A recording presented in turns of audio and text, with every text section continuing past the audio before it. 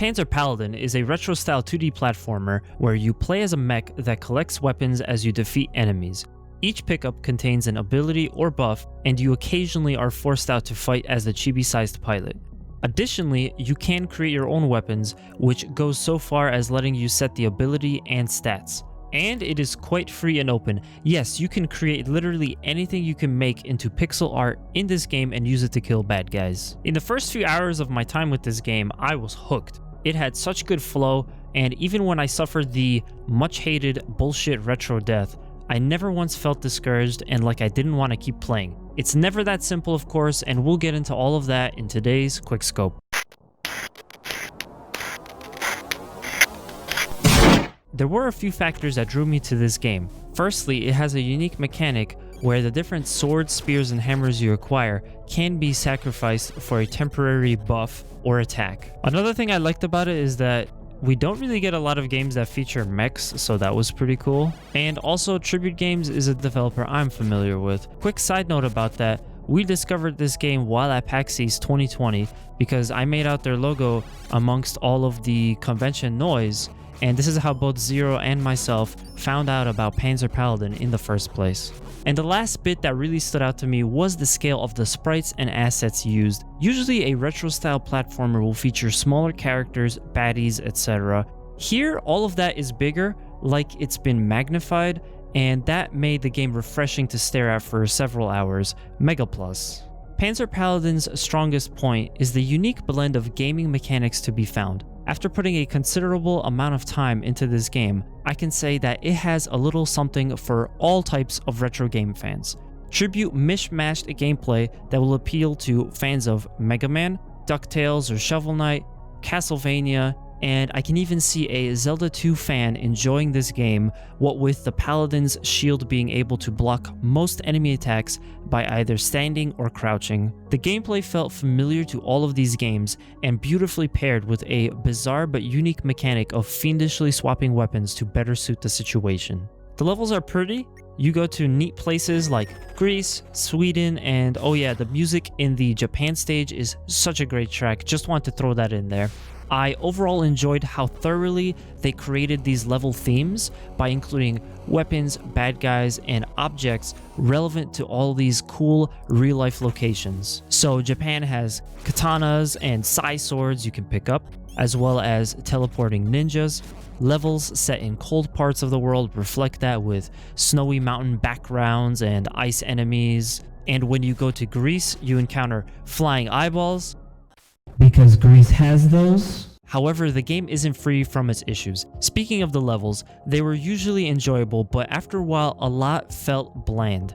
The obstacles and enemy patterns were starting to get very repetitive. More often than not, enemies were posing little to no challenge to get past, which made getting past them feel like more of a chore. And then on the flip side, the game will be extremely punishing if you miss those grapple hooks, and you'll have to go all the way back to the checkpoint, or if you didn't activate it, to the beginning of the level. Okay, Tribute, you have to realize the player would need to at least fail at the pilot's hook swing one time before understanding how pixel precise the whip needs to be, so they would know to whip earlier for the next time.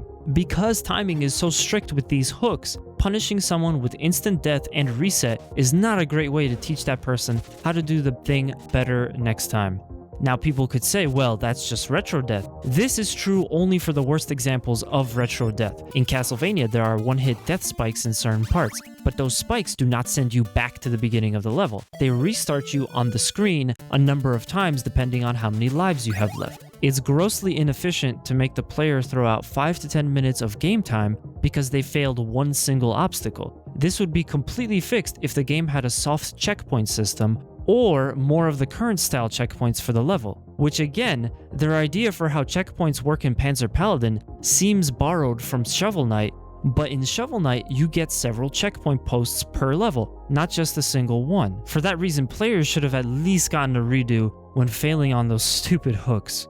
And the little character in general was annoying to play, because you open yourself up to a very swift death and level reset because she has very little health. Granted, the sections where you need to play as the pilot are pretty short, but this game was touted for allowing the players to play the entire game out of the mech if they chose to. And yet, it's issues like these that make playing the pilot character the last thing I want to do in this game longer than I need to. And that is a shame because had it been implemented better, I know I would have loved this part of the game. In this state though, it's very risky and tiresome to play as the pilot, which sucks the fun out of it. I also can't imagine beating a boss using just this character because the attack and the defense is so much lower than the mech, plus all you have is a whip. After a while, I felt like I was playing repeats of sections from previous levels. The Horseman fight played a very valuable role in this game by providing you with a unique, often custom-created weapon. But the fights were not difficult after the first encounter, and what's worse, the next 8 or so times you fought him, the fight was exactly the same, a straight copy and paste. So what I thought was either going to be a new character you fight for a mid-level, free weapon get, or the same character but increasingly more difficult to take down, was actually just the same guy, the same fight, copy and pasted several times over. There's no way around it, that was just lazy. And lazy design is the overall feeling I got at around 10 hours in with Panzer Paladin. In classic mode, the neat story cutscenes stop for a while before you get to the end of the game. There should have been a few more. I actually forgot about them because 5 stages in, the cutscenes just disappeared until we got to the final area. And another thing, there is an in-game shop where you get to upgrade the mech to have more health, and that's about it. So only one upgrade is bad enough. But to make things even worse, after just a few upgrades to your health bar, you've maxed out what can be increased. Every time from this point you go to talk to the upgrade lady, she says there isn't anything more that could be done. Now, I get that the weapons with their status buff abilities are the real meat and potatoes of this game. However, if you were going to include the option to upgrade, could it have been more expanded? It's like going to a deli and all they have is bananas. Welcome to the store, all we have is bananas. What if I want something else? Sorry, I can't help you. Well, alright, I'll take some bananas then. Alright, here you go. You just bought everything we got. Wait, seriously? Yeah, now get lost.